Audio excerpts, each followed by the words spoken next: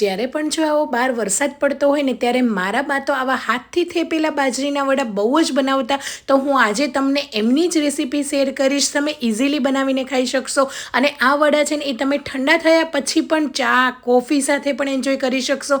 અને જ્યારે ગરમા ગરમ હશે ને ત્યારે તળેલા મરચાં છે, દહીં સાથે તમે ખાઈ શકશો. અને આ વડાની અંદર જરાય તેલ પણ નહીં રહે, એકદમ ક્રિસ્પી થશે અને અંદરથી સોફ્ટ પણ બનશે. તો બાજરીના વડા બનાવવા માટે અહીંયા આપણે બાજરીનો લોટ લઈ લઈશું. જે આપણે રેગ્યુલર બાજરીના રોટલા કરીએ છીએ ને એ ઝીણો લોટ લેવાનો છે. બાજરીનો કરકોલા લોટનો ઉપયોગ નથી કરવાનો. એક વખત ચાળી લઈશું. મેં અહીંયા લોટને ચાળીને જ લીધેલો છે. તો આ રીતે અહીંયા આપણે 3 કપ જેટલો બાજરીનો લોટ અને અડધો કપ જેટલો અહીંયા આપણે ઘઉંનો દાણેદાર લોટ લેવાનો છે. આપણે રેગ્યુલર જો તમે ભાખરી કરતા હોય ને તો આ રીતે એ જ લોટ લઈ લેવાનો છે. અને 1/4 કપ જેટલો ચણાનો લોટ, એટલે કે તૈયાર તમે બેસન પણ લઈ શકો છો.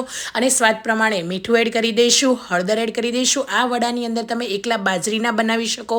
અલગ અલગ જાતના વડાની રેસીપી મેં બહુ જ બધી શેર કરી છે. જરૂરથી તમે એ રેસીપી જોઈને વડા બનાવજો તો પણ અલગ અલગ જાતના વડા બનશે. આજે આપણે બાજરીમાં આ બંને લોટ થોડા મેં અહીંયા એડ કર્યા છે. હવે અહીંયા આપણે 1 ચમચી અજમાને મસળીને એડ કરીશું અને 2 ચમચી સફેદ તલ અને 2 ચમચી જેટલી આદુ લસણ અને મરચાંની પેસ્ટ એડ કરીશું. અહીંયા મેં ખાંડીને પેસ્ટ લીધી છે તો એ રીતે આપણે પેસ્ટ એડ કરી દેવાની. મરચું અને ધાણા જીરું પાવડર એડ કરીશું. અને અહીંયા આપણે અડધી ચમચી જેટલો ગરમ મસાલો એડ કરી દઈશું. તમે આની અંદર શેકેલા જીરાનો પાવડર પણ લઈ શકો છો, એનાથી પણ ટેસ્ટ સરસ આવશે. હવે અહીંયા આપણે ઝીણી સમારેલી મેથી લઈ લઈશું. આની અંદર તમે આ રીતે ફ્રેશ તાજી મેથી પણ એડ કરી શકો અને જો તમારી પાસે સૂકવેલી જે કસૂરી મેથી પડી હોય ને એનો પણ તમે ઉપયોગ કરી શકો છો. તો અત્યારે આ રીતે મેં વરસાદની અંદર તાજી મેથી થોડી સરસ મળે છે તો અહીંયા મેં લીલી મેથીનો ઉપયોગ કર્યો છે. હવે મેથીની જગ્યાએ તમે વડાની અંદર પાલક એડ કરી શકો.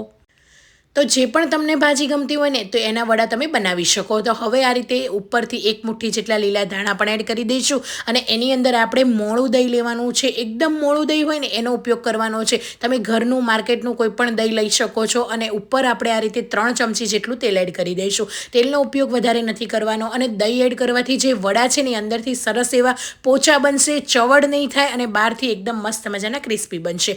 હવે બધી વસ્તુને પહેલાં તો આ રીતે બરાબર મસળીને મિક્સ કરી લઈશું.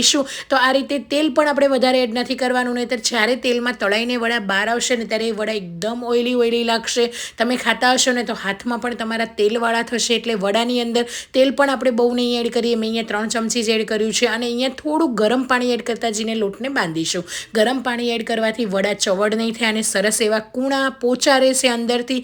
અને આ રીતે લોટને આપણે છે ને એ થોડો એવો અહીંયા ઢીલો બાંધવાનો છે. એકદમ કઠણ લોટ નથી કરવાનો. તો આ રીતે લોટ બંધાઈને તૈયાર થઈ ગયો છે. હવે વડાના લોટને આપણે જરાય રેસ્ટ નથી આપવાનો, તરત જ એમાંથી વડા બનાવવાના છે. અને ઉપર જો તમારા હાથ કે ચોટે નહીં ને એના માટે થોડું એવું તેલ લગાવી લેવાનું છે.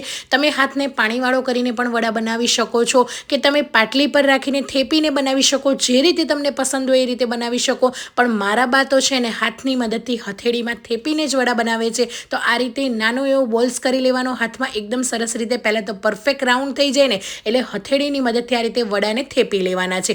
આ થેપેલા વડાનો ટેસ્ટ ખરેખર એટલો સરસ આવે અને એટલા મીઠાશવાળા બનીને તૈયાર થઈ જાય. તમે આ રીતે નોર્મલ રાખી શકો અને આ રીતે ઉપરથી થોડા એવા બંને સાઈડ તલ સ્પ્રિંકલ કરીને આ રીતે હાથની મદદથી થોડા પ્રેસ કરી દેવાના, જેથી તેલની અંદર તલ જે છે ને એ ખુલી ના જાય. તો અહીંયા મેં આ રીતે થેપીને બધા જ વડાને તૈયાર કરી દીધેલા છે. તમે જોઈ શકો છો મસ્ત મજાના વડા તૈયાર છે.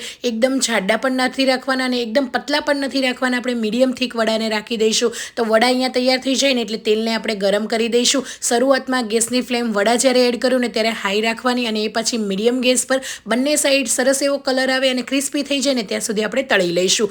તો વડા ગરમા ગરમ આ રીતે તળાતા જાય અને ગરમા ગરમ જ તમારે ખાઈ લેવાના, તો પણ તમને મજા આવશે ખાવાની. અને આ બાજરીના લોટના વડા બનાવ્યા છે એટલે ઠંડા થયા પછી પણ આ વડામાં એટલી મીઠાશ હોય છે ને તો ખાવાની ખૂબ જ મજા આવશે. તો જોડે આ રીતે તીખા મરચાંને પણ ફ્રાય કરી લેવાના. તો મસ્ત મજાને એકદમ ક્રિસ્પી આપણા વડા તૈયાર છે. તો આ વડાને મેં અહીંયા ચટપટા દહીં સાથે સર્વ કર્યા છે. તો મસાલા દહીં સાથે પણ તમે ખાઈ શકો છો. તો જરૂરથી તમે પણ આ રેસીપી બનાવીને ટ્રાય કરો. અને આજની વડાની રેસીપી તમને કેવી લાગીને એ કમેન્ટ કરવાનું ભૂલતા નહીં. આવજો. જય શ્રી કૃષ્ણ. મળીએ એક નવા વિડીયો સાથે.